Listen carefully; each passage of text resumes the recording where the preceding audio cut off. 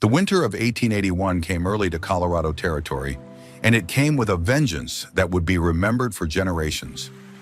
In the small mining town of Silver Ridge, where fortunes were made and lost with each strike of a pickaxe, the blizzard that arrived on December 15th would become legend, not for the 20-foot snowdrifts it left behind, but for the love story it created. Dr. Sarah Catherine Williams sat on the frozen platform of Silver Ridge's makeshift train station, her medical bag clutched to her chest like armor against the world's cruelty. At 27, she had already seen more heartbreak than most women twice her age. Her breath formed white clouds in the bitter air as she stared down the empty railroad tracks, knowing that no train would come until the storm passed.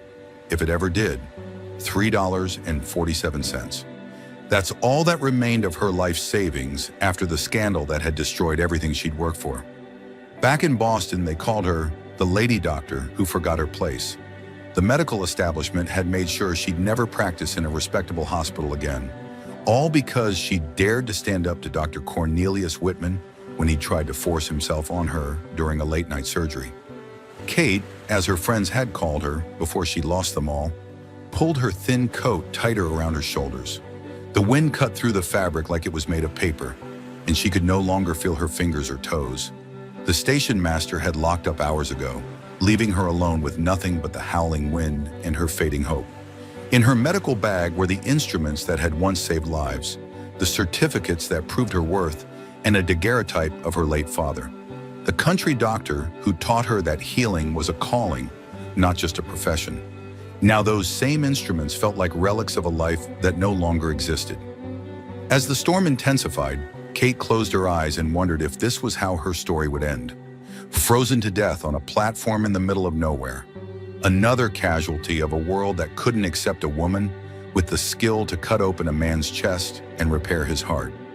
But sometimes when hope seems lost and the darkness closes in, salvation comes riding through the storm on horseback, carrying with it the promise that some love stories are worth fighting for. The sound of horse hooves pounding through snow pulled Kate from the edge of unconsciousness. Through the swirling white curtain of the blizzard, a massive figure emerged. A man on horseback, both rider and mount moving with the kind of confidence that came from years of battling the Colorado wilderness. Marcus Blackwood had been riding these mountains for 15 years, ever since he'd staked his first claim and built the Silver Ridge Mining Company from nothing but determination and backbreaking work. He knew every trail, every shortcut, every place where a man could find shelter when the weather turned deadly. What he didn't expect to find at the abandoned train station was a woman slowly freezing to death. "Ma'am!" he called out, dismounting quickly and tying his horse to the platform's support beam. "Ma'am, can you hear me?" Kate's eyes fluttered open, struggling to focus on the man kneeling beside her. Even through her hypothermia-clouded vision, she could see he was tall and powerfully built, with dark hair visible beneath his wide-brimmed hat and eyes that held both concern and intelligence. His clothes were well-made but practical, the kind worn by a man who'd made money but hadn't forgotten where he came from. I'm fine," Kate managed to whisper, though her blue lips and violent shivering suggested otherwise. "No, ma'am, you're not," Mark said firmly, already shrugging out of his heavy coat. "You're about 10 minutes away from freezing to death."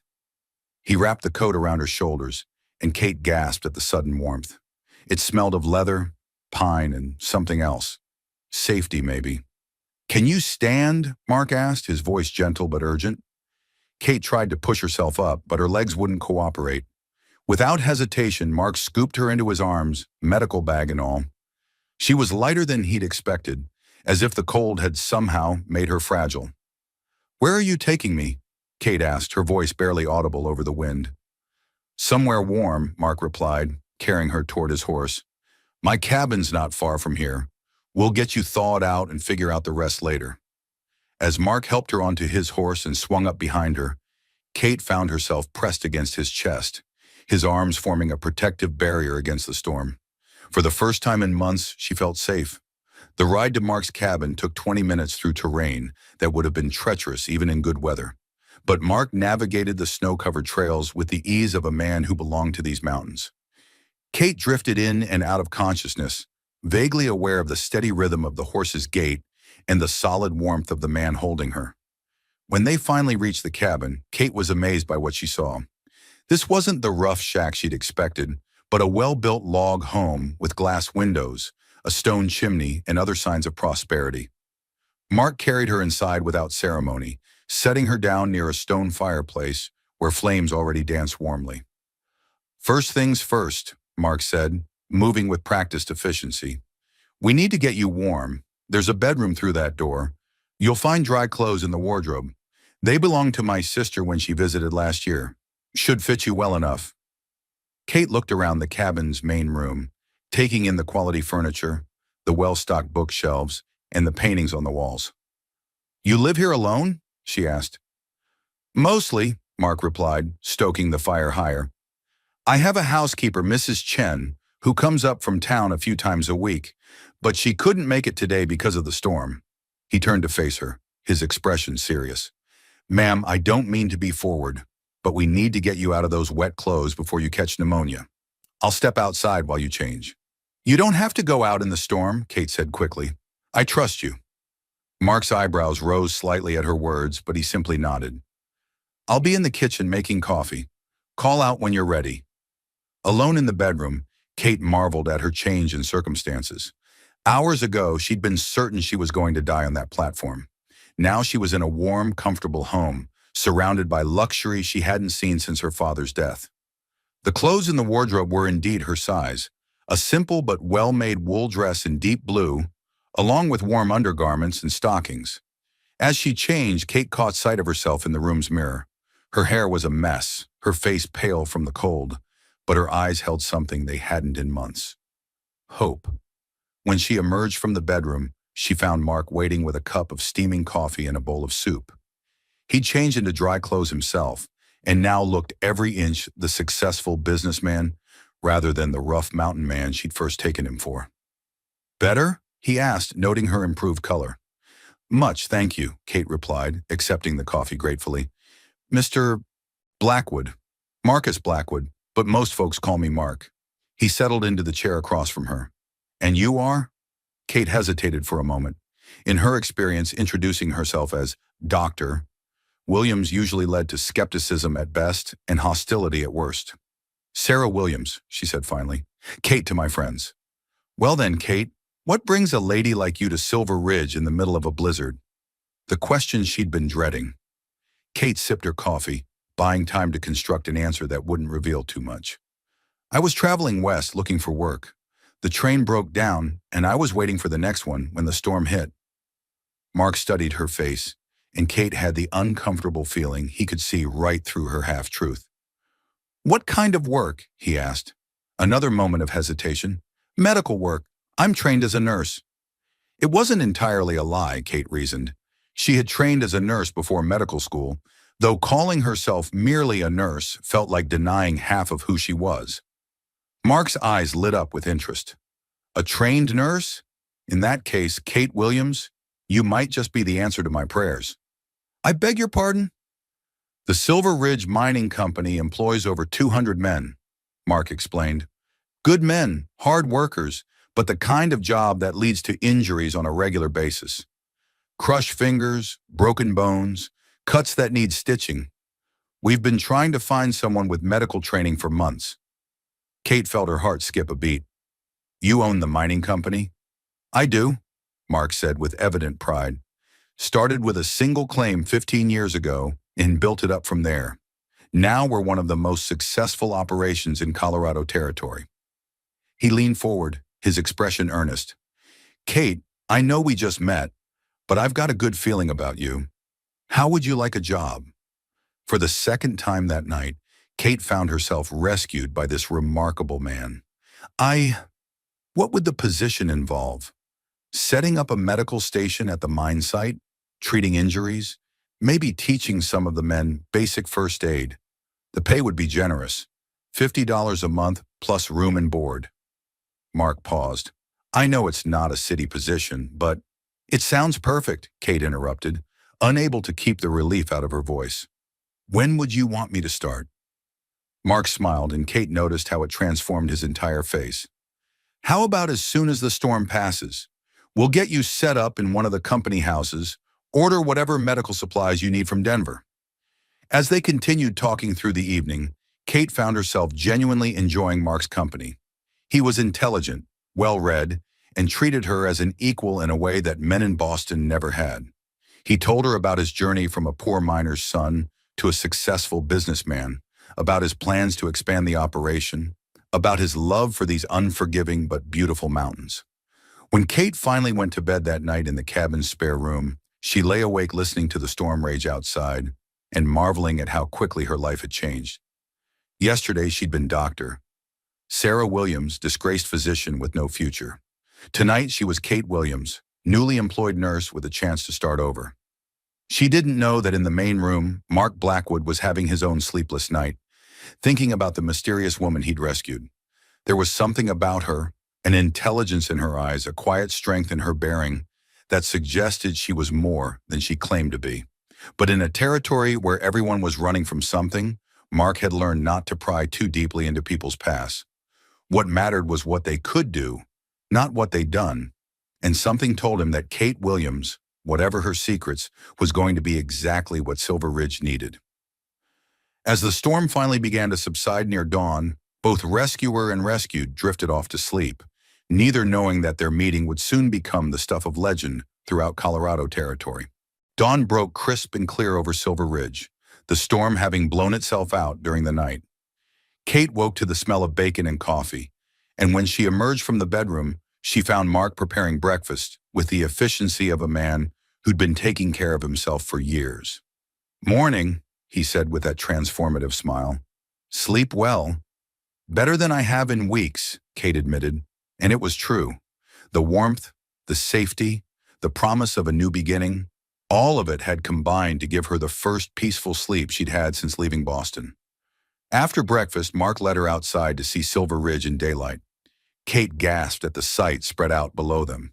The mining operation was vast and impressive. Dozens of buildings clustered around the main shaft, with smaller claims dotting the mountainsides like a patchwork quilt. Smoke rose from countless chimneys, and even at this early hour she could see men moving with purpose between the structures. "It's incredible," Kate said honestly. "You built all this?" "Not by myself," Mark replied with characteristic modesty. "But I had the vision, and I knew how to find the right people to make it happen." He pointed to a neat row of houses near the main camp. "That's where you'll be living. Company housing. Each one has electricity, running water, and a telephone connection to the main office." Kate was impressed despite herself. These weren't the rough shacks she'd expected in a mining camp, but well-built homes that wouldn't have looked out of place in a respectable neighborhood back east. The ride down to the camp took 15 minutes, and Kate found herself the object of intense curiosity from every man they passed. Word had clearly spread about the woman Mark Blackwood had rescued from the storm, and she could see the speculation in their eyes. Mark led her to the largest building in the complex, a two-story structure that served as the company headquarters. Inside, the offices were modern and efficient, with electric lights and the latest in business equipment. Mark's personal office occupied the entire second floor, its windows providing a commanding view of the entire operation. "Impressive, isn't it?" said a voice from the doorway. Kate turned to see a well-dressed man in his 40s, with thinning hair and the soft look of someone who spent more time behind a desk than in the sun. "Kate, this is William Peterson, my general manager," Mark said. "Bill, meet Kate Williams, our new nurse." Peterson's handshake was firm, but Kate caught something in his eyes, a calculating look that made her slightly uncomfortable. "A nurse, how practical," he said. "I suppose we do need someone to bandage cuts and dispense aspirin." Kate bristled at the condescending tone but kept her expression neutral. "I'm trained to handle much more than cuts and headaches, Mr. Peterson." "I'm sure you are," Peterson replied smoothly, but his tone suggested otherwise. "Mark, shouldn't we discuss the arrangements? Having a woman in the camp is going to raise questions." "What kind of questions?" Mark's voice had taken on a steely edge that Kate hadn't heard before. "You know how men talk," Peterson said with a shrug. "A beautiful woman, living alone, working closely with the boss." He let the implication hang in the air. Mark stepped forward, his imposing frame suddenly seeming even larger. Bill, I'm going to say this once, and I want you to make sure every man in this camp understands. Miss Williams is here as a medical professional. Anyone who shows her anything less than complete respect will be on the next train out of Colorado. Are we clear? Peterson nodded quickly, clearly recognizing that he'd overstepped. Of course, Mark. I just wanted to make sure we were prepared for any complications. After Peterson left, Mark turned to Kate with an apologetic expression. I'm sorry about that. Bill's been with me for 5 years, and he's usually more professional. It's all right, Kate said, though she made a mental note to watch Peterson carefully. I'm used to men questioning my abilities. Mark studied her face. Something tells me there's a story there. Before Kate could respond, a commotion outside drew their attention. Through the window, they could see men running toward the main shaft, their faces etched with urgency. Accident, Mark said grimly, already moving toward the door. Kate, I know you just got here, but let's go, Kate said, grabbing her medical bag. The scene at the mine shaft was chaos. A support beam had collapsed in one of the lower tunnels, trapping 3 men. 2 had been pulled out with minor injuries, but the third, a young miner named Tommy O'Brien, was unconscious and badly hurt. Kate knelt beside the injured man, her trained eye immediately assessing his condition. Possible internal bleeding, definitely a broken arm, and a head wound that was bleeding profusely. Around her, the miners stood in a worried circle, looking helpless. Someone get me clean water and as many lanterns as you can find, Kate ordered, her voice carrying the authority of someone used to emergency situations. I need proper light to work. Shouldn't we wait for the doctor from town? One of the miners asked. Dr. Henderson is in Denver for the week, another replied. Won't be back until Friday. Kate looked up at Mark, who was watching her intently. In that moment, she made a decision that would change everything. I can help him, but I need you to trust me. What do you need? Mark asked without hesitation. Kate opened her medical bag, revealing instruments that went far beyond what any nurse would carry. Surgical tools, sutures, medications that only a trained physician would know how to use. I need a clean, flat surface, and everyone except Mr. Blackwood to step back. For the next hour, Kate worked with the precision and skill of a master surgeon.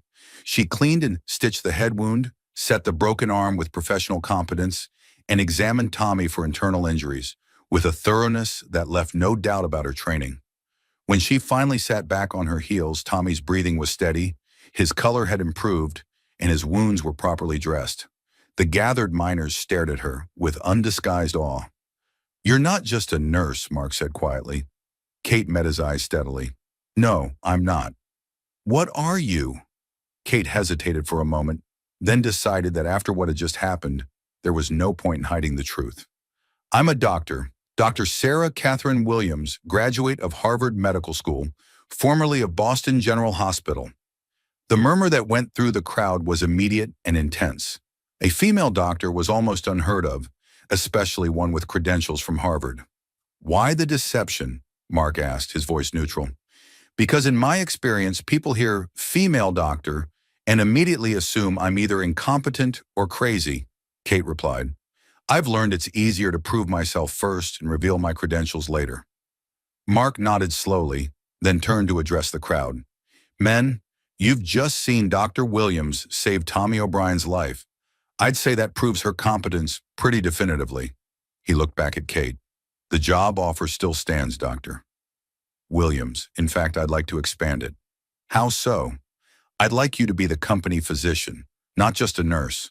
We'll build you a proper medical facility, order whatever equipment you need, and double your salary.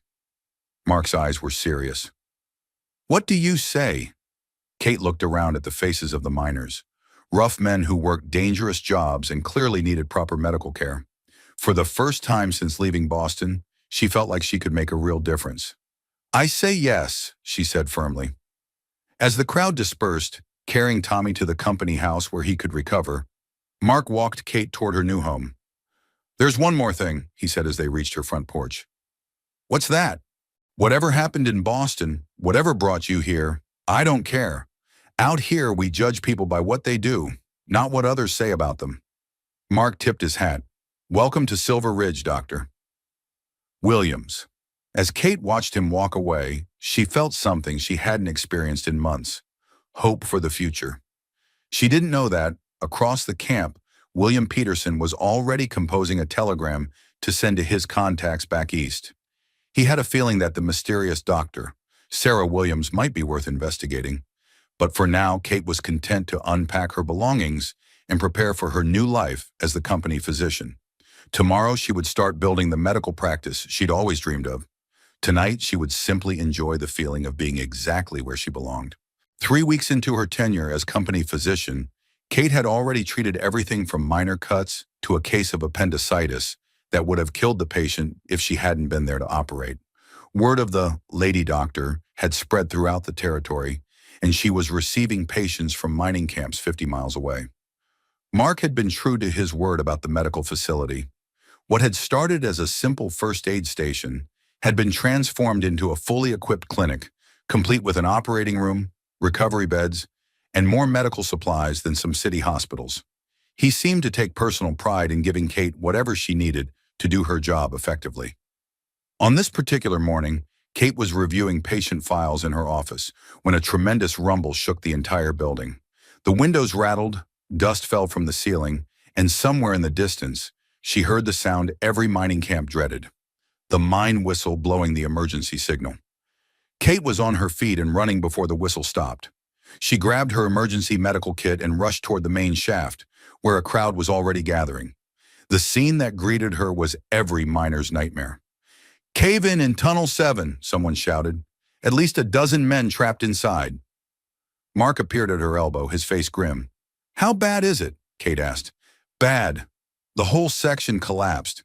We've got rescue crews going in now, but—" He didn't need to finish.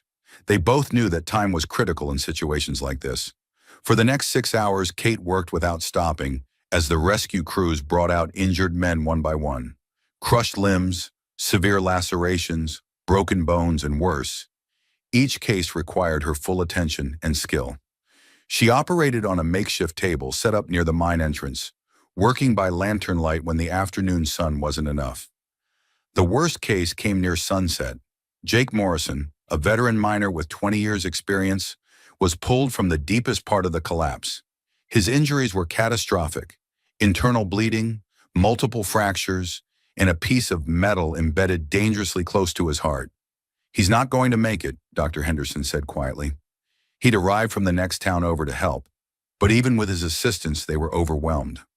The surgery required— it's too risky, especially under these conditions.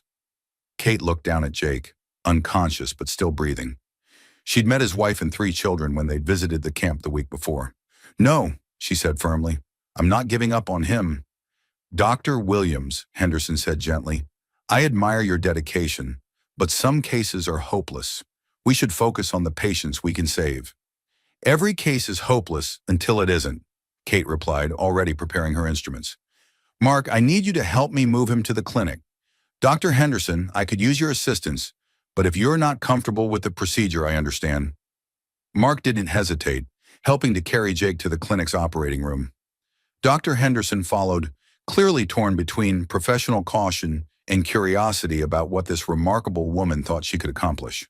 What followed was a surgical procedure that would be talked about in medical circles for years to come. Working by gaslight with improvised instruments, Kate performed delicate surgery to remove the metal fragment and repair the internal damage.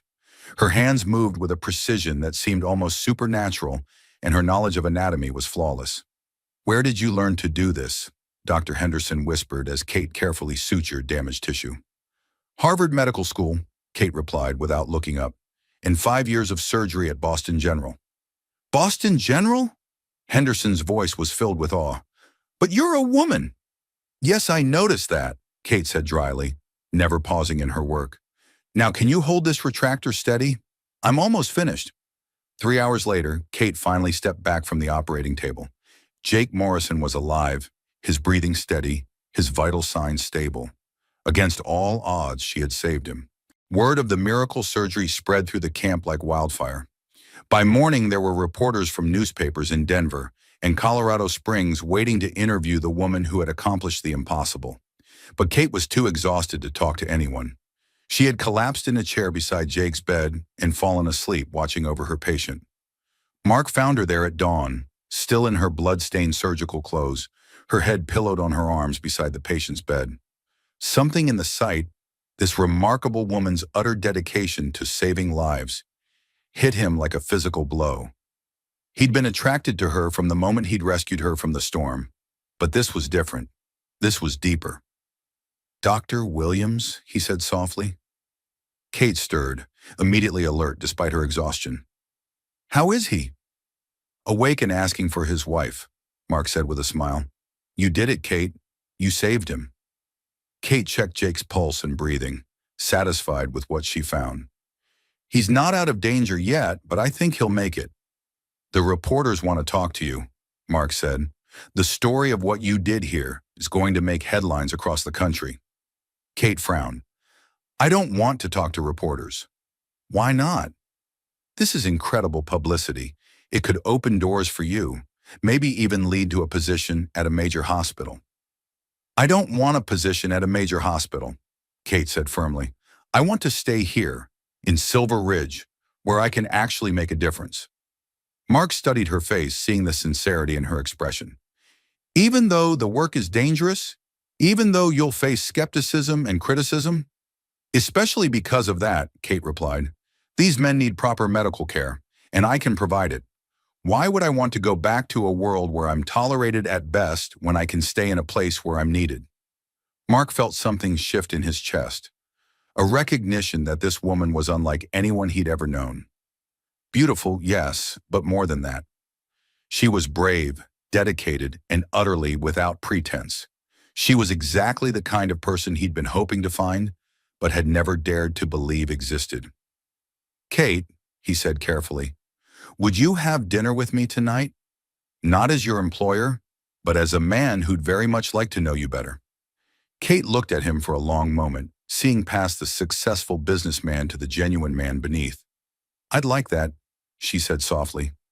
Neither of them noticed William Peterson watching from the clinic doorway, his expression dark with calculation. The telegram he'd sent to Boston had finally received a response, and what he'd learned about Dr. Sarah Williams was very interesting indeed. As Kate and Mark began to explore the possibility of something more than a professional relationship, neither suspected that Kate's past was about to catch up with her in the most dangerous way possible. The telegram arrived on a Tuesday morning, carried by a messenger who'd ridden hard from the nearest telegraph office in Crystal Creek. William Peterson signed for it with hands that trembled slightly, not from cold, but from anticipation. He'd been waiting for this response for over a month. The message was brief but devastating. Dr. Sarah Williams dismissed Boston. General for assault on senior physician, stop criminal charges, pending stop considered. Dangerous and unstable. Stop reward for information on whereabouts. Stop Dr. Cornelius Whitman. Peterson read the telegram 3 times, a slow smile spreading across his face. He'd never liked the way Mark Blackwood had immediately trusted this mysterious woman, had never approved of the attention and resources lavished on her medical facility. Now he had the ammunition he needed to destroy her, but Peterson was a careful man, and he knew that timing was everything. Better to wait for the right moment when his revelation would have maximum impact. That moment came sooner than he expected. 2 days later, Dr. Cornelius Whitman arrived in Silver Ridge. Kate was in her clinic, treating a minor's infected wound, when she heard the commotion outside. Through her window, she could see a small crowd gathered around a well-dressed man who just stepped off the afternoon stage. Something about his posture, the arrogant tilt of his head, made her blood run cold. She finished bandaging her patient's wound with hands that had begun to shake. "That should heal nicely, Mr. Patterson. Keep it clean and dry, and come back if you notice any sign of infection." After the minor left, Kate stood at her window watching the stranger talk animatedly with several townspeople. She couldn't hear his words, but she could see their reactions: surprise, concern, and then suspicion as they glanced toward her clinic. A knock at her door made her jump. Mark entered, his expression troubled. "Kate, there's someone here to see you. Says he's a colleague from Boston." Kate's worst fears were confirmed when Dr. Cornelius Whitman walked into her clinic. He was exactly as she remembered. Tall, thin, with pale eyes and the kind of smile that never reached past his lips. Behind him stood Peterson, wearing an expression of barely concealed triumph. "Sarah," Whitman said, his voice dripping with false concern. "My dear, we've been so worried about you." "Dr. Whitman," Kate replied, proud that her voice remained steady. "What brings you to Colorado?" "You do, of course." Whitman moved into the room with the predatory grace of a hunting cat. "When you disappeared so suddenly from Boston, leaving behind such unfortunate circumstances, well, I felt it was my duty to find you and bring you home." Mark stepped forward, his imposing frame creating a barrier between Whitman and Kate. "I'm Marcus Blackwood, owner of the Silver Ridge Mining Company. Dr. Williams is our company physician." Whitman laughed, a sound like breaking glass. "Doctor? Oh, my dear Mr. Blackwood, I'm afraid you've been deceived. Sarah was dismissed from Boston General Hospital after she suffered a complete mental breakdown. She attacked me with a surgical instrument during a procedure, nearly killing a patient in the process." "That's not true," Kate said, her voice rising despite her efforts to remain calm. "Isn't it?" Whitman reached into his coat and withdrew an official-looking document. "I have here a warrant for your arrest, signed by a Massachusetts judge. The charges include assault with a deadly weapon and medical malpractice resulting in patient endangerment." Mark took the document, his face darkening as he read. Kate watched his expression change and felt her heart breaking. After everything they'd shared, all the trust they'd built, would he believe Whitman's lies? "These are serious charges," Mark said finally.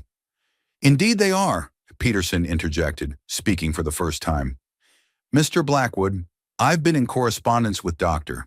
Whitman for several weeks. The evidence against Dr. Williams is overwhelming." Kate felt the walls closing in around her. Just like in Boston, the word of a respected male physician was being taken over hers without question. "Mark, please, let me explain." "There's nothing to explain," Whitman interrupted smoothly. "You're mentally ill, Sarah. You need treatment, not employment. I've arranged for a private sanatorium in Massachusetts where you can receive the care you need." "Over my dead body," Mark said quietly. Everyone in the room turned to look at him.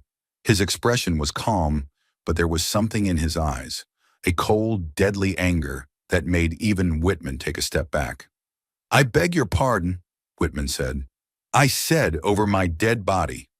Mark's voice was soft, but it carried the weight of absolute conviction. "Dr. Williams has been working for my company for 2 months. In that time, she saved dozens of lives, including performing emergency surgery that no other doctor in the territory could have accomplished. If she's mentally ill, then insanity is apparently a superpower."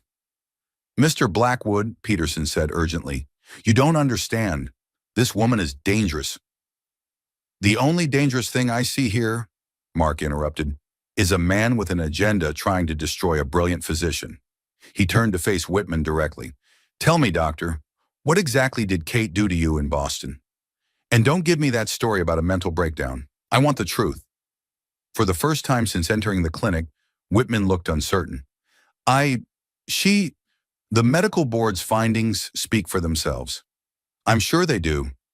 Mark's smile was predatory.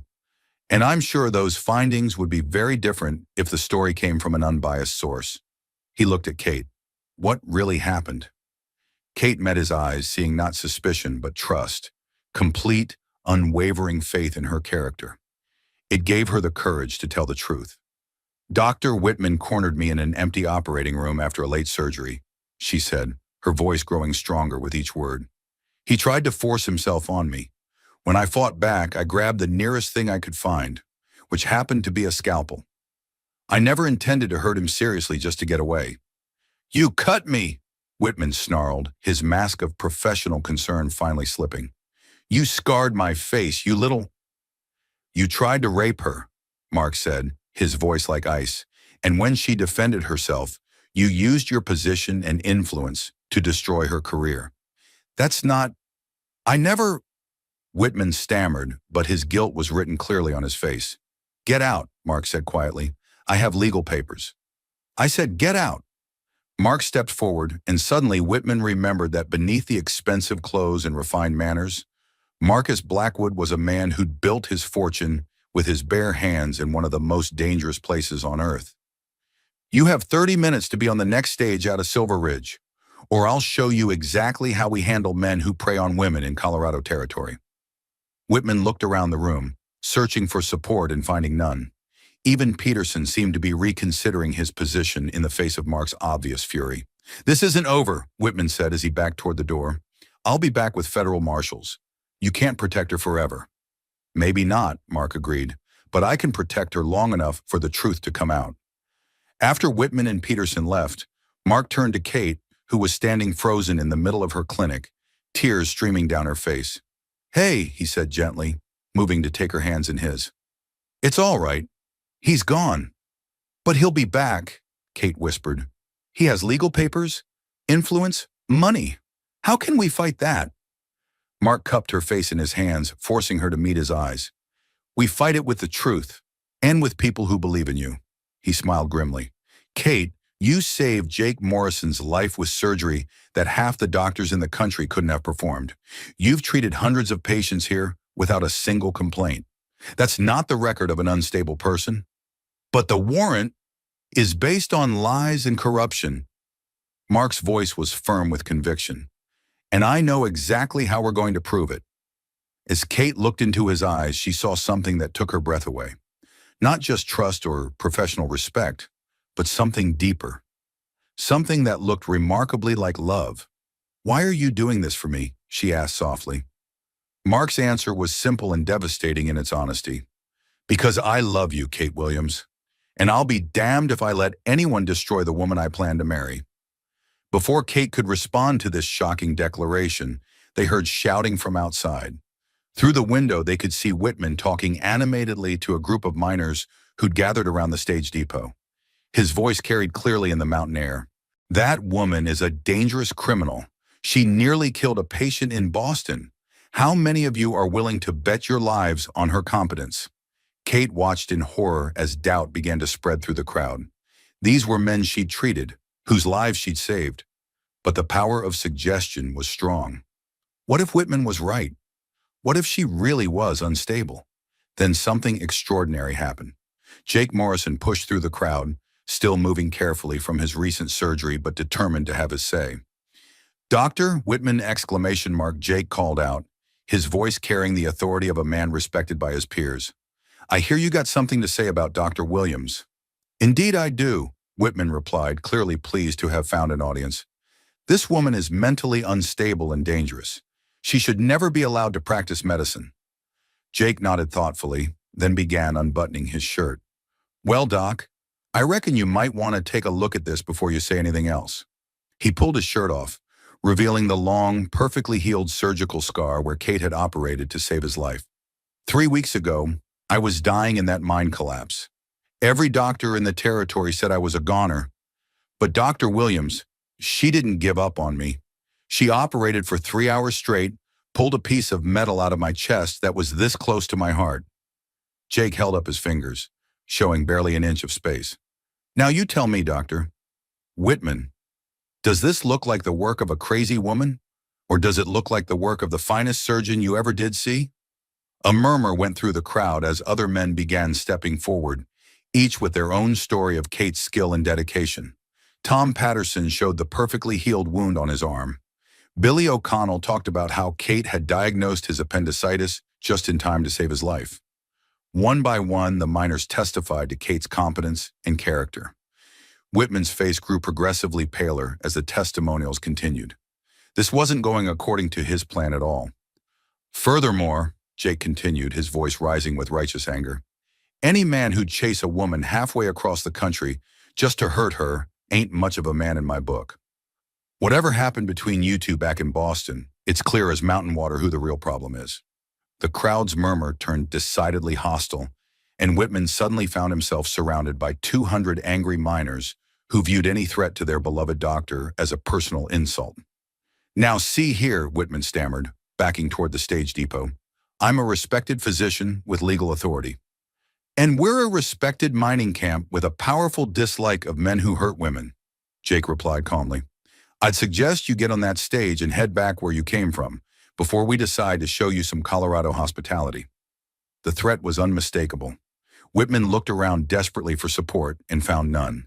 Even Peterson had disappeared, apparently deciding that discretion was the better part of valor. "This isn't over," Whitman repeated, but his voice lacked conviction now. "I'll be back with federal marshals." "You do that," Jake said cheerfully, "and we'll be ready with 200 witnesses to testify about what kind of man you really are." As the stage pulled away with Whitman aboard, the crowd dispersed, most of the men stopping by the clinic to offer their support to Kate. She was overwhelmed by their loyalty, moved to tears by their willingness to stand up for her.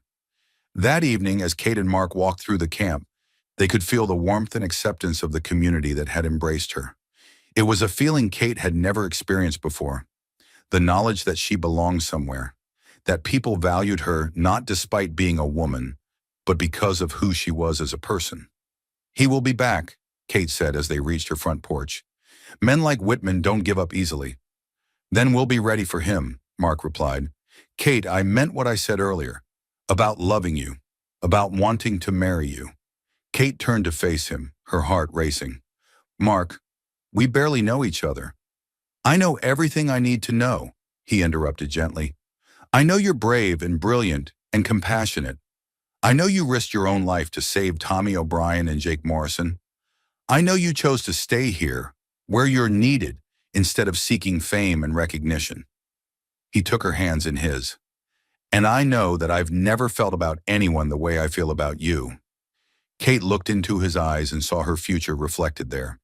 Not the uncertain, frightening future she'd feared when Whitman arrived, but a future filled with love, purpose, and belonging. "Yes," she said softly.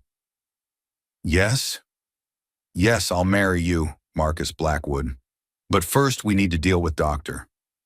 Whitman once and for all." Mark's smile was fierce with determination. "Consider it done." True to his word, Dr. Whitman returned to Silver Ridge 3 weeks later, but this time he didn't come alone. With him were 2 federal marshals, a territorial judge, and a wagon load of legal documents that he was certain would finally destroy Kate's new life. What Whitman didn't know was that Mark Blackwood had spent those 3 weeks very busy indeed. As one of the wealthiest men in Colorado Territory, Mark had connections that reached all the way to Washington, D.C. More importantly, he had the resources to hire the best lawyers money could buy. The trial was set to take place in Silver Ridge's Community Hall, the only building large enough to accommodate the crowd that gathered from throughout the territory. Word had spread about the lady doctor and the man trying to destroy her, and public opinion was firmly on Kate's side. Judge Harrison Matthews was an older man with a reputation for fairness and a no-nonsense approach to justice. He listened patiently as Whitman's lawyer presented the charges against Kate: assault with a deadly weapon, medical malpractice, and mental instability. "Your Honor," the prosecutor began, "Dr. Cornelius Whitman is a respected physician with 20 years of experience at one of Boston's most prestigious hospitals. His testimony regarding the defendant's unstable behavior and dangerous actions should be given the weight it deserves." Whitman himself took the stand with confidence, telling his version of events in Boston. According to him, Kate had suffered a complete mental breakdown during a routine surgery, attacking him without provocation and nearly killing the patient in the process. "It was clear to everyone present that Miss Williams was unfit for medical practice," Whitman testified. "I tried to help her, to get her the treatment she needed, but she fled before proper measures could be taken." Kate's lawyer, a sharp-eyed man named James Mitchell, whom Mark had brought in from Denver, rose for cross-examination. "Dr. Whitman, you testified that Dr. Williams attacked you without provocation. Is that correct?" "Yes, absolutely." "And this attack took place during a surgery?" "Yes, we were operating on a patient with appendicitis." Mitchell consulted his notes. "Interesting, because according to the hospital records, which I have here, that surgery was completed successfully with no complications. The patient made a full recovery. Hardly sounds like Dr. Williams nearly killed anyone." Whitman's face flushed. The potential for disaster was enormous. "But there was no actual disaster, was there? In fact, the surgery was completed exactly as planned." Mitchell moved closer to the witness stand. "Dr. Whitman, Isn't it true that this alleged attack took place not during surgery, but afterward, in an empty operating room where you had cornered Dr. Williams alone? I, that's not, I was merely trying to discuss her performance. At midnight, in an empty room, with the door locked, Mitchell's voice grew louder. Isn't it true, Doctor Whitman, that you attempted to assault Dr. Williams sexually, and when she defended herself, you used your position and influence to destroy her career? Objection! Whitman's lawyer shouted, but the damage was done. The courtroom erupted in angry murmurs. Answer the question, Doctor. Whitman, Judge Matthews said sternly. I never... She's lying, Whitman sputtered, but his guilt was written clearly on his face. Mitchell wasn't finished. Dr. Whitman, isn't it true that this isn't the first time you've been accused of improper behavior with female colleagues? Objection. Sustained, the judge said reluctantly. Mr. Mitchell, please stick to the facts of this case.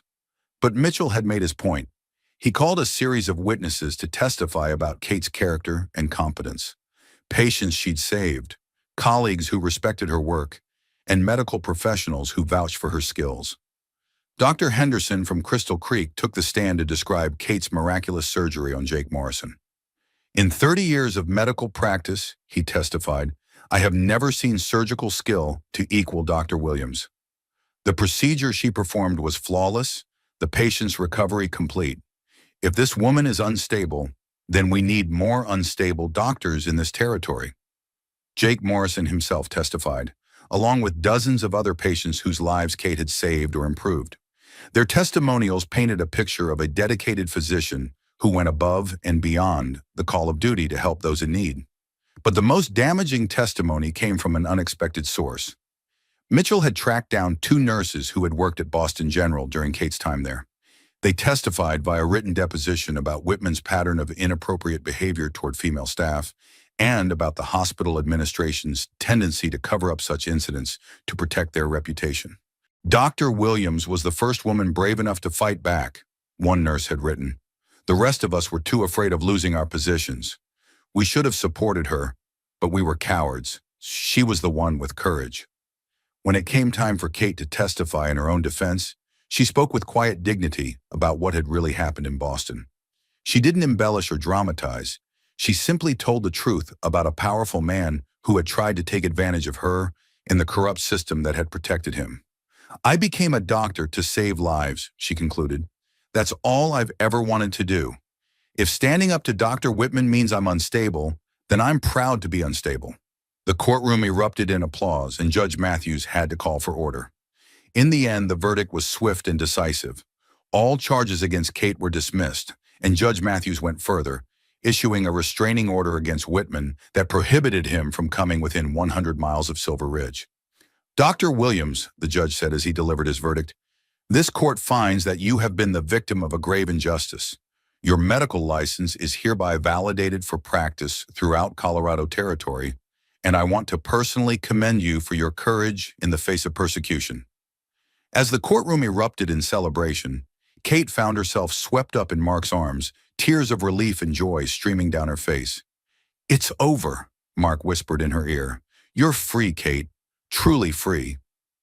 Outside the courthouse, as the crowd celebrated their victory, Whitman slipped away like the coward he was. His dreams of revenge turned to ashes. But Kate barely noticed his departure. She was too busy planning her future with the man who had stood by her when the whole world seemed against her. That evening, as Silver Ridge celebrated with a town-wide party in honor of their vindicated doctor, Mark and Kate found a quiet moment alone on the porch of her clinic. So, Mark said, taking her hands in his, now that you're officially the most famous doctor in Colorado territory, are you ready to become the most famous doctor's wife as well? Kate laughed, feeling lighter than she had in years. Marcus Blackwood, are you proposing to me again? Every day for the rest of my life, if that's what it takes, Mark replied seriously. Then my answer is yes, Kate said, standing on her tiptoes to kiss him. Today, tomorrow, and every day after that. As fireworks lit up the Colorado sky in celebration of justice served in love triumphant, Neither Kate nor Mark could have imagined that their story was just beginning, and that their love would become the stuff of legend throughout the American West. The wedding of Dr. Sarah Catherine Williams and Marcus Thomas Blackwood took place on the first Saturday in June 1882, exactly 6 months after their first meeting in the blizzard. It was an event that drew visitors from across Colorado Territory and beyond, as the story of the lady doctor and the mining magnate had captured the imagination of the entire region. Kate wore a gown of ivory silk that had been specially ordered from San Francisco, with lace that had come all the way from France. But despite the elegance of her dress, she looked every inch the frontier woman she'd become. Strong, confident, and radiantly happy. Her hair was adorned with wildflowers from the Colorado mountains, and around her neck she wore a simple gold chain that had belonged to her father. Mark waited at the altar they'd constructed in the main square of Silver Ridge, dressed in his finest black suit, but looking more nervous than Kate had ever seen him. When their eyes met as she walked down the aisle on Jake Morrison's arm, the patient whose life she'd saved had insisted on the honor, his nervousness disappeared, replaced by a smile of pure joy. The ceremony was performed by the territorial circuit judge who'd presided over Kate's trial, and his words about love, commitment, and partnership seemed especially meaningful, given how the couple had found each other and fought to stay together. Do you, Marcus Thomas Blackwood, take Sarah Catherine Williams to be your lawfully wedded wife, to have and to hold, in sickness and in health, for richer or poorer, for better or worse, as long as you both shall live? I do, Mark said firmly, his voice carrying clearly across the assembled crowd. And do you, Sarah Catherine Williams, take Marcus Thomas Blackwood to be your lawfully wedded husband, to have and to hold, in sickness and in health, for richer or poorer, for better or worse, as long as you both shall live? I do, Kate replied, her voice strong and sure. When the judge pronounced them husband and wife, Mark's kiss was passionate enough to draw cheers and whistles from the crowd. Kate blushed but didn't pull away, secure in the love they shared and the community that had embraced them both. The celebration that followed was legendary. The entire population of Silver Ridge had worked for weeks to prepare a feast worthy of the occasion. There was roasted beef and fresh trout, vegetables from the community gardens, and a 3-tiered wedding cake that had been transported carefully from Denver. There was music and dancing that went on well into the night, with miners and their families celebrating alongside businessmen and dignitaries who had traveled hundreds of miles to attend. But perhaps the most meaningful moment came when Dr. Henderson rose to make a toast. To Dr. and Mrs. Blackwood, he said, raising his glass, two people who prove that love can triumph over any obstacle, and that sometimes the most beautiful stories begin with the simplest act of kindness. May your love inspire generations to come. The crowd erupted in agreement, and Kate found herself crying happy tears as Mark squeezed her hand. As the evening wound down and the guests began to depart, Mark and Kate found themselves alone on the porch of what would now be their shared home, the large house Mark had built overlooking the entire mining operation. "Well, Mrs. Blackwood," Mark said, taking her hands in his, "how does it feel to be a married woman?" "It feels like coming home," Kate replied honestly, "like everything that happened before was just preparing me for this moment." Their first year of marriage brought both challenges and triumphs. Kate continued her work as the territory's premier physician, but now she also took on the role of a businessman's wife, helping Mark expand the mining operation and entertaining the important visitors who came to see the famous couple. She proved to be a natural at both roles. Her medical skills became even more legendary. She successfully treated a cholera outbreak in nearby Copper Creek, delivered triplets during another blizzard, and even removed a bullet from a wounded sheriff who'd been chasing cattle rustlers. But it was her partnership with Mark that truly made their marriage special. She had a keen mind for business and often suggested improvements to mining operations that saved money and increased efficiency. Mark valued her opinions and never made important decisions without consulting her first. Their love story continued to capture public attention. Newspaper reporters came from as far away as Chicago and New York to write about the mining magnate and his doctor wife. The story of how Mark had found Kate freezing at the train station was retold in books and magazines, inspiring countless other couples to believe that true love could overcome any obstacle. By 1885, 3 years after their marriage, Mark and Kate Blackwood had become one of the most influential couples in Colorado Territory. The Silver Ridge Mining Company had expanded to become one of the largest operations in the West, and their combined wealth made them major players in territorial politics. But it was their contributions to the community that truly set them apart. Kate had established the first modern hospital in the territory, a state-of-the-art facility in Denver that served patients from hundreds of miles around. She had also started a medical school specifically for training women physicians, breaking down barriers that had kept talented women out of medicine for decades. Mark had become a political force as well, serving in the territorial legislature and advocating for statehood. He had also invested in railroads, banks, and other businesses that brought prosperity to the region. But perhaps his greatest achievement was the town he had built around the Silver Ridge mine. Blackwood, Colorado, complete with schools, churches, shops, and comfortable homes for the families of his employees. Their greatest joy, however, came from the 4 children they were blessed with.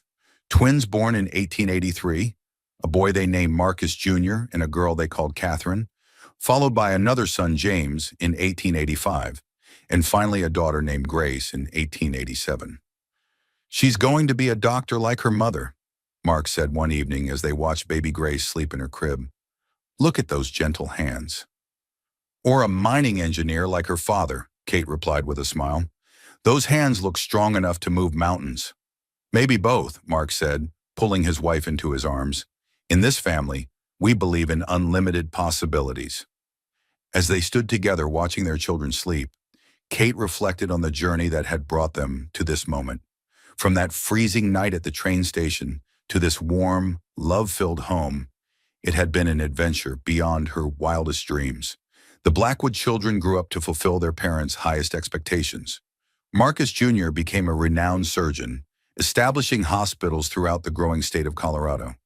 Catherine followed in her mother's footsteps, becoming one of the first women to graduate from Harvard Medical School and later serving as the first female dean of the University of Colorado Medical School. James became a successful businessman and philanthropist, while Grace married a fellow doctor and raised 6 children of her own, passing down the family tradition of service and compassion. Years later, when historians wrote about the early days of Colorado, they always included the story of Mark and Kate Blackwood. Their love story became legend, told and retold around campfires and in books, inspiring generations of Americans to believe in the power of love to overcome any obstacle. But perhaps the most enduring legacy of their love story was the example they set for others. They proved that love could blossom in the most unlikely circumstances, that 2 people from different worlds could build a life together based on mutual respect, shared dreams, and unwavering commitment to each other and their community. Mark lived to the age of 78, passing away peacefully in 1923, with Kate holding his hand. She followed him just 4 months later, unable to bear life without her beloved partner. They were buried together on a hill overlooking the town of Blackwood, their grave marked by a simple stone that read, "Marcus and Sarah Blackwood, forever and always, a love that changed the world." Even today, more than a century later, visitors come to Colorado to see where the famous love story began. They visit the site of the old train platform where Mark first found Kate, tour the Silver Ridge mine that's now a museum, and walk through the town of Blackwood that still thrives as a testament to their vision. The hospital Kate founded in Denver has grown into one of the premier medical centers in the West, and her medical school has graduated thousands of women physicians who carry on her legacy of breaking barriers and saving lives. The Blackwood Foundation, established by their children, continues to provide scholarships for women entering medicine and supports medical research throughout the region. But the real monument to Mark and Kate's love isn't in any museum or foundation. It's in the hundreds of couples who found inspiration in their story, who took chances on love despite the obstacles, who built lives together based on mutual respect and shared dreams. Their story reminds us that even in our darkest moments, when hope seems lost and the future uncertain, there are still people willing to reach out to a stranger in need. It proves that love doesn't always come in the package we expect, and that sometimes the most beautiful relationships begin with the simplest act of kindness. Kate and Mark's journey from that frozen train platform to a lifetime of love and service shows us that true partnership isn't just about romance. It's about two people choosing to face the world together, to support each other's dreams, and to leave the world better than they found it. Have you ever found strength in unexpected places? Have you ever taken a chance on love when everyone else said it was impossible? Share your thoughts in the comments below and let us know where you're watching from. The story of Mark and Kate Blackwood reminds us that heroes come in all forms, and that sometimes the greatest adventures begin when someone chooses to help a stranger in need. Their love story truly did change the world, proving that in the land of endless possibilities, love remains the greatest adventure of all. From a frozen train platform to a legacy that spans generations, Mark and Kate showed us that when love is real, when it's built on respect and shared purpose, it can overcome any obstacle and create something beautiful that lasts forever. Hit that subscribe button for more stories of courage, love, and the unbreakable human spirit. Because the best stories aren't just about the characters on screen, they're about recognizing the hero in yourself and the power of love to transform even the darkest circumstances into something beautiful and lasting. The barn was old, but not dead. May Calder could feel it. In the way the wind didn't whistle through the boards, it pressed, like something inside wanted out. She had been sweeping when she heard it. Not a creak, not a groan. A hollow thunk buried beneath the packed earth, different from the rest. She paused, tipped her head, tapped her boot once.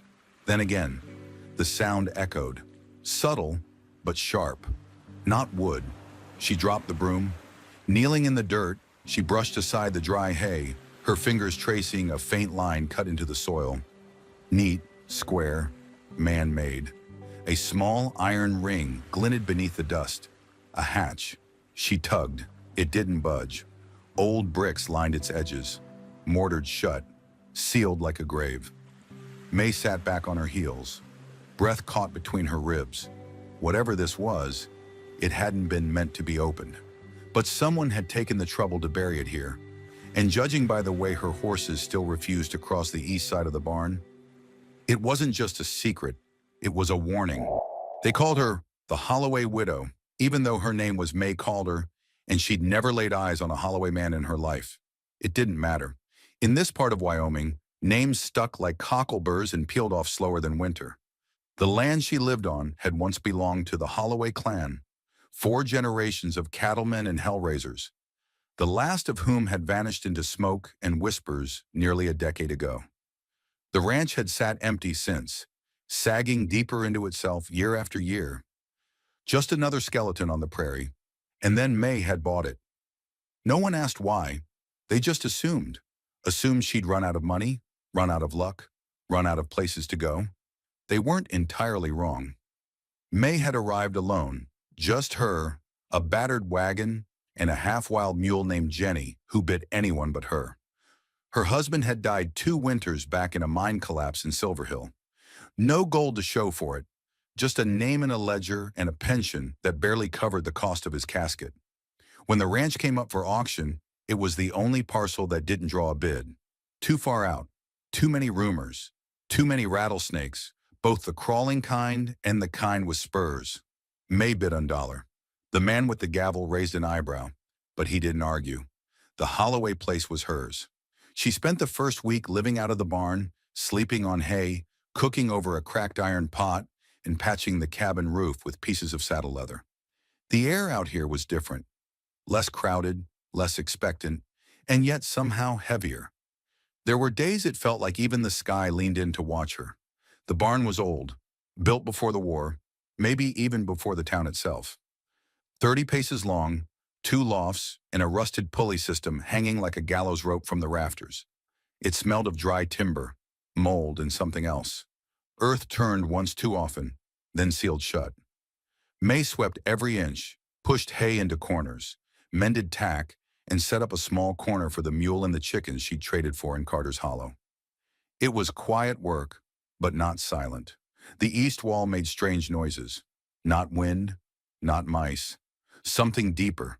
A sound like shifting weight. A sound like breath.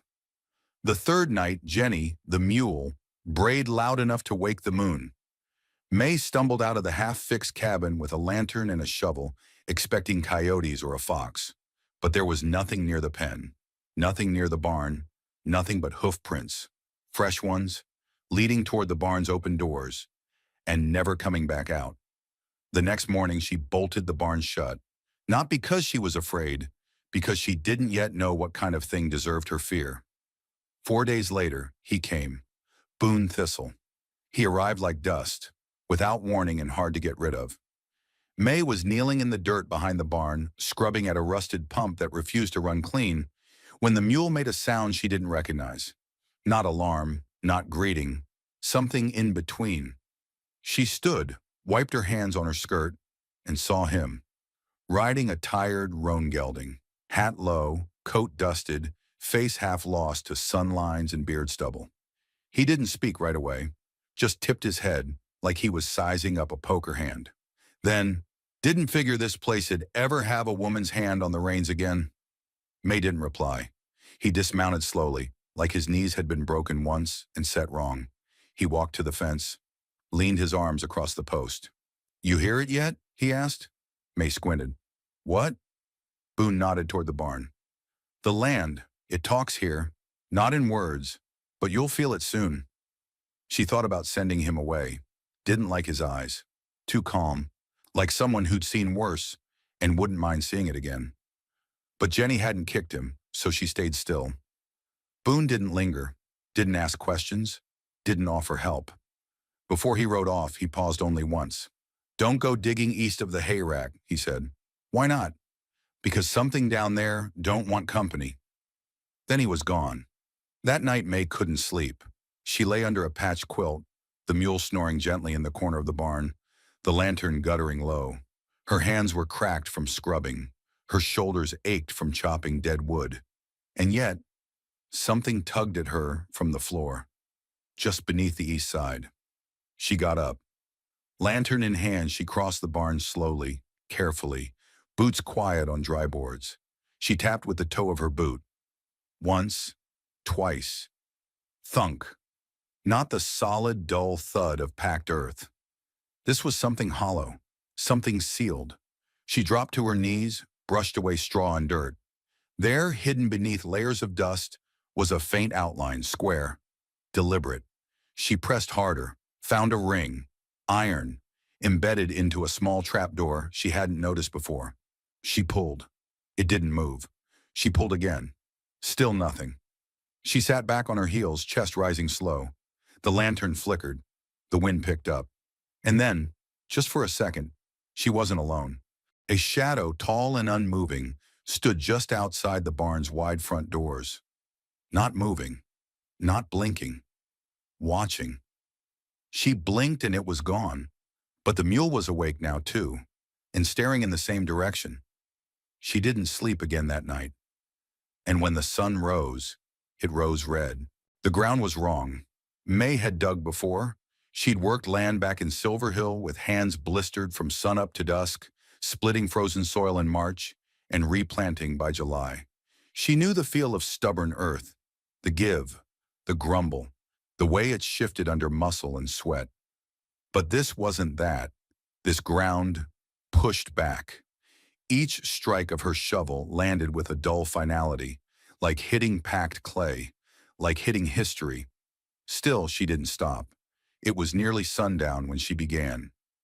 Lantern already lit, tied to a post behind her. The eastern side of the barn lay in cold shadow. Even in high summer, it never seemed to catch the full light. That should have been a clue. She worked in silence. Only the rasp of shovel through straw and the occasional grunt from the mule behind her broke the stillness. The barn creaked overhead like an old throat clearing its secrets. 3 inches down, she hit brick. And not scattered remnants, a pattern, smooth, mortared. Tula dizilmish, kare bir yüze, something built deliberately, something hidden. She ran her fingers along the edge. One side was stamped with a symbol, a faint mark. She leaned closer, squinting against the lantern light. A 5-pointed star, her breath caught. Federal. She stood up fast, heart pounding harder than she expected. Something had been buried here, by soldiers, by the government, and they hadn't meant for it to be found. She looked around, suddenly aware of every creak in the rafters. The air pressed in around her, dense and strange, like it had traveled too far and remembered too much. That night she didn't light a fire. She didn't sleep either. She sat on the front step of the half-repaired cabin, shotgun across her knees, mule stabled inside. The stars blinked one by one into view, and then hoofbeats. She rose, silent and steady. Not many rode this trail at night, fewer still without lanterns. But the figure approaching didn't need light. May didn't call out. She just waited. Boone stopped 20 feet from the porch. Didn't dismount, didn't move, just said low, "I told you not to dig." May didn't flinch. "Then you knew something was there." Boone sighed, the kind of breath that sounded like it had been waiting years to come out. "Not exactly. Just knew what kind of land they picked when they wanted things forgotten." "They who?" He didn't answer. She stepped forward. "You know what's buried there?" "No." A pause. "But I know who buried it." May didn't speak. Boone finally looked up. His eyes weren't cold, just empty, like they'd seen too much and didn't want to hold anything more. "There was a man, Colonel Errol Ashby. During the war, he built a depot out here, said it was for supply routes. Truth is, it was for secrets, dead ones." May's grip tightened on the shotgun. "Holloway's worked with him?" Boone nodded. "Maybe. Maybe they found it after. Either way, they disappeared." "And now it's my land." "Yep." Another silence. Then Boone's voice dropped even lower. "If I were you, I'd seal it back up. Let it rot." May met his eyes steady. "I didn't come out here to farm ghosts." "Didn't say you did. Just don't mistake bones for roots." He turned to leave. May called after him. "Why are you helping me?" Boone stopped. Didn't turn. "Because you're not the first to stand on cursed ground thinking it's just broken." Then he vanished into the dark. The next morning she woke to find the hatch uncovered. Someone or something had brushed the straw aside and carved a line in the dirt beside it. A single, sharp line, like a warning or a boundary. She spent the day at the general store in town. Didn't say a word to anyone, but she listened. Old men playing checkers near the door spoke of Holloway ghosts. The shopkeep's daughter said she saw two riders heading toward May's place that morning, dressed in blue and gray. A boy in the corner whispered about soldiers buried alive for what they knew. May said nothing, but when she returned home, she brought with her a crowbar, a spool of rope, and a leather-bound journal with a single name scratched into the cover. Errol Ashby. That night, she didn't go into the barn. She sat by the fire with the journal on her lap. Most of the pages were coded, but one wasn't. It was a drawing, crude, but clear. The Holloway barn, the hatch, and below it, 3 descending chambers. At the bottom, level 3, Oath Keeper. She stared at that word, not knowing what it meant, only knowing it wasn't meant to be found. Outside, the wind rose hard against the barn doors, but May didn't move. She wasn't afraid of storms anymore. She just didn't like the way the ground seemed to hum when no one else was listening. The road into town had always been quiet. 2 ruts, 1 mile of scrub brush and whispering cottonwoods. No law, no reason, no sound but wind. So when May called or heard hoofbeats, measured, steady, paired, she knew it wasn't a neighbor. She was in the barn when it happened, on her knees, reburying the hatch with fresh hay, not out of fear, but defiance. She had no intention of unsealing it, not yet, but she would not pretend she didn't know it was there. Then came the creak of leather, the slow click of spurs. Voices muffled, not speaking, but assessing. May stepped out into the gray morning. 2 men on horses stood at her gate. They wore plain coats, dusty, neutral tones, but nothing in the West was truly plain. The taller one dismounted first, boots polished, hat wide-brimmed, but too stiff to be honest. Mustache trimmed with military precision. The second man didn't move. He had the kind of stillness that spoke fluently in threat. "Ma'am?" said the tall one, tipping his hat. May didn't respond. He smiled anyway. "Name's Hargrove. This here's Agent Bell, United States Marshal's office." Still no answer. You're May Calder, I presume. May's hand stayed at her sides. I own this land, she said quietly. Bell finally dismounted. His boots hit the dirt with the grace of a noose dropping. We heard tell you found something, he said. Hargrove cut in, lighter, like he wanted to soften the weight. Nothing official, you understand. Just local rumors about old military construction, underground. May blinked, once. This land belonged to the Holloways. Bell stepped closer. We know. That's the point. They didn't ask permission. They didn't need to. One by one, they strolled past her, toward the barn. May followed. Inside, the light was dim. Dust hung like breath. Bell paused near the east wall, looked down, tapped his toe. Thunk. May didn't flinch. Funny, Hargrove said, crouching. Feels hollow. May's voice was steady. Mule won't walk there. Hasn't since I got here. Bell glanced over his shoulder. You been digging, Mrs. Calder? She met his eyes. I've been cleaning. No law against sweeping a barn. Silence. Then Hargrove stood. Here's the thing, he said, brushing off his coat. If this is military property, buried unlawfully, you could be looking at trespassing charges. May smiled, small and cold. It's not unlawful if I bought it legal. Sometimes the ground holds more than what's in the deed. Then maybe you should talk to the man who sold it to me. We will. Bell spoke again, quieter. What you find, Mrs. Calder, can't be unfound. I suggest you stay out of it. They left without further warning, but Hargrove tipped his hat again as he mounted. Be careful with shadows, widow. Sometimes they reach back. That night the wind howled like it had something to say. May locked every door, lit every lamp, but still she felt eyes. Not martial eyes, different. Watching, measuring, waiting. Boone didn't show the next day, or the day after. May asked at the trading post. Old Miss Darla said he'd been gone since Sunday, left a half-carved pipe and 2 empty canteens behind. No word, no trail. May didn't know why it bothered her, except that Boone didn't seem like the kind of man who left things half-finished. 3 days later, the sheriff came. His name was Deke Langston. He wore the badge like it was too big for him, but also like it kept him warm. Short man, squinting eyes, always smelling of tobacco and worry. Just following up, he said, dismounting. Got a visit from them marshals. Said you was less than cooperative. May didn't move. Didn't realize being polite was required by federal code. Deke sighed. Look, May, I don't want trouble, but I can't have a story blowing up around here. Not after last year. May crossed her arms. You mean the missing cattle? Or the girl no one looked for? He winced. You want to be a hero, that's your cross. Just don't drag the rest of us down with you. She leaned on the fence, calm. I never said I was a hero. But you're digging like one. He mounted again, spit near a bush, and rode off. That night, she dreamt of boots, dozens of them, marching in a circle above her bed, the sound echoing like drums in a canyon.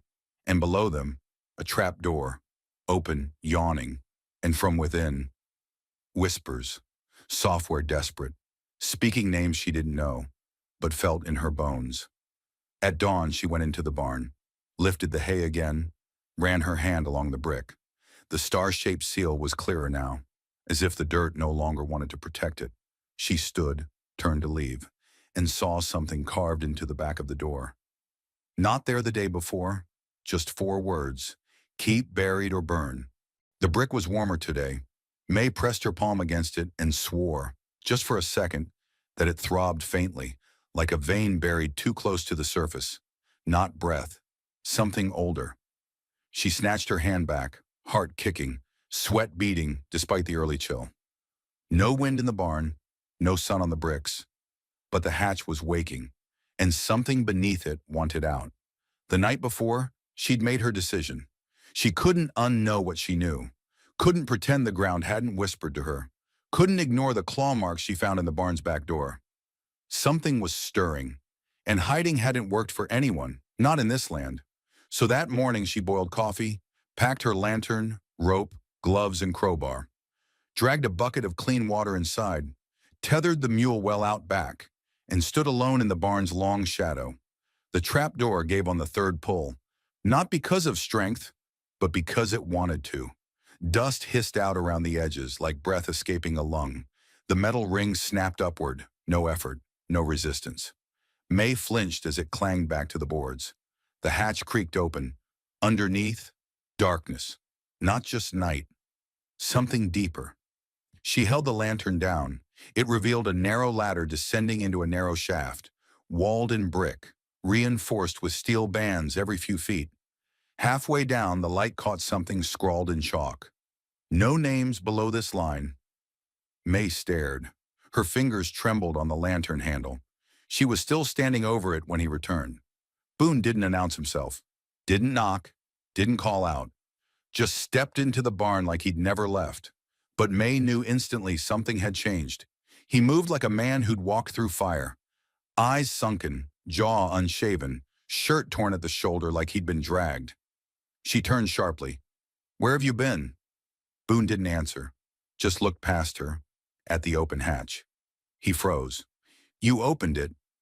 May held his gaze. It opened itself. A pause, then he reached into his coat pocket and pulled something out. A folded envelope, weathered, stained. He handed it to her. "Found this nailed to the inside of an old chapel out past Granger's Pass. It had your name on it." May blinked. "That's 50 miles from here." Boone said nothing. She unfolded the letter. The paper crackled. Written in thick, blocky script, by a hand that shook, May called her. "If you're reading this, they never stopped looking. What's under the Holloway barn was never lost. Only waiting. Don't open it. Don't listen. The voices aren't dead. They're waiting to be remembered. R.B." She stared at the last line. R.B. Her husband's initials had been H.J.C., her father's, B.G. But she knew the name. She whispered it. Reuben Bledsoe. Boone raised an eyebrow. "You knew him?" May nodded slowly. "He was my uncle. Went missing during the war. Everyone said he ran. Abandoned his unit. He didn't run," Boone said flatly. "He sealed the hatch." They stood in silence for a long while. May's lantern flickered, casting slow, uncertain shadows across the wall. Then a sound rose from below. A low metal thump, like a door, reverberating, followed by something worse, a child's voice. Software echoing, but distorted, like it had traveled too far, through too much. "Mama?" May's breath caught in her throat. She backed away from the hatch, eyes wide. Boone grabbed her wrist before she could fall. "That's not real," he growled. "It sounded like—" "It's not real." He pulled her back, set her on a hay bale. Her pulse thundered in her ears. Boone knelt, staring down into the hatch. "It mimics, uses memory. That's how it lures you." May clenched her fists. "Then what's down there?" Boone's voice was like gravel. "Old things, forgotten oaths, things meant to stay buried, and the ones who tried to keep them buried are mostly dead." "Mostly?" Boone didn't answer. The rest of that day passed in uneasy silence. May refused to leave the barn. Boone stayed too. He carved a small wart into the hatch's edge, some kind of Lakota protection symbol May didn't recognize, but didn't question. At dusk, Boone finally spoke. "They're going to come back, the marshals, the sheriff, maybe others." May nodded. "Let them." "And if they force the hatch?" May looked down at the seal, then back up. Her voice was steady. "Then I'll bury it and burn it." Later that night, as they sat outside watching the stars bleed into view, Boone said something unexpected. "You ever think about leaving?" May stared ahead. "Every day." "Then why don't you?" She smiled. "Because sometimes the only way out is through." Boone nodded slowly, and for the first time since she'd met him, he smiled back. By sunrise, the wind had changed. It blew hard from the north, slicing through the cottonwoods and dragging dust off the road like it was clearing a stage. May stood at the edge of her porch, coffee untouched, eyes locked on the trail beyond the fence line. Boone stood behind her, arms crossed, body still but coiled. He didn't need to say it. They were coming. And this time, it wouldn't just be talk. An hour later, dust bloomed on the horizon. Not a rider, a column. 4 men on horseback, 2 in martial coats, one with a star that caught sunlight like a blade, and the fourth riding easy with his hat pulled low and coat too clean for this town. May's breath narrowed. Boone shifted his weight, jaw tight. They brought someone else. Federal? No, Boone said. Worse. The riders didn't dismount until they reached the barn. Sheriff Deke Langston came first, dismounting with a nervous stiffness. His boots hit the dirt like he expected it to bite back. Behind him, Marshal Hargrove and Agent Bell slid down with bureaucratic grace, gloves on, expressions bland. And then the fourth man dismounted. Slim, gray suit, no hat, pale hair combed back with oil and precision. He didn't wear a badge. He didn't need to. Boone swore under his breath. May heard only one word. Ashby. Mrs. Calder, Ashby said. His voice was smooth, without urgency. Or do you prefer Holloway Widow now? May didn't move. I didn't realize ghosts used names. Some do, Ashby smiled, especially when they paid for the land you're standing on. Boone stepped forward. You paid for secrets, not soil. Ashby turned to him with something like curiosity. Mr. Thistle, I had the impression you were long gone. Your resignation was thorough. Boone didn't reply. Ashby stepped closer to May. There's a matter of federal property beneath this barn. A sealed depot, established and documented.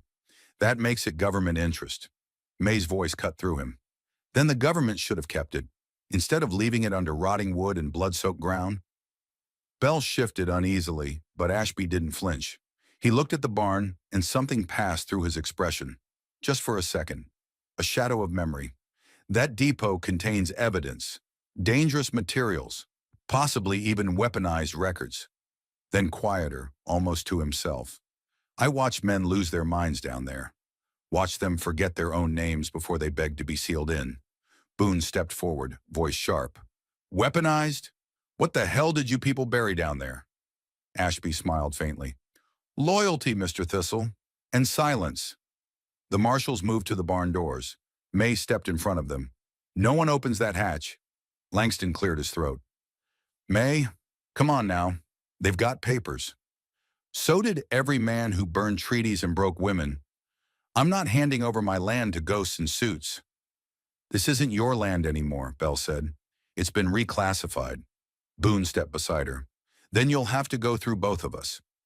Ashby finally showed something. Disappointment, maybe, or boredom. You misunderstand. I'm not here to threaten. I'm here to warn. He glanced toward the barn. The thing below is waking, and when it does, it doesn't care who holds the deed. May stood still. Then she reached behind the porch rail, lifted the shotgun. Then maybe you should have let it rot. Things moved quickly then. Bell flinched. Hargrove raised a hand. Langston muttered a curse and backed up. But Ashby didn't react, just turned his back like it was nothing. We'll return in 48 hours, with authorization and company. Then to Boone, you should leave while you can. Old debts don't disappear, Mr. Thistle. They just wait. They rode off without another word. Dust swallowed them. That night May found Boone in the barn. He was pacing, slow, methodical, like walking helped him think. She handed him a flask. He didn't take it. Ashby was with the 9th Intelligence Division, Boone said. During the war, they ran black sites across frontier territory. One of them was here. Why? Boone looked at her, and for the first time since she'd met him, his voice cracked. Because this land listens. Boone. They brought people here, May. Whisperers, code breakers, even kids. Said the rocks carried memory. Said certain places remembered pain. May sat down on a hay bale. Reuben knew. Boone nodded. He sealed it. The last thing he did before they called him rogue. Then why not destroy it? Boone looked at the hatch. Some things don't burn. They stayed in the barn until the stars rose. The hatch stayed closed, but now it hummed, a vibration just beneath the edge of perception, like distant thunder with no storm to call it, or breath behind a wall. At dawn, Boone rode out. I'll meet someone, he said. Old friend, knows more about Ashby's past than Ashby once told.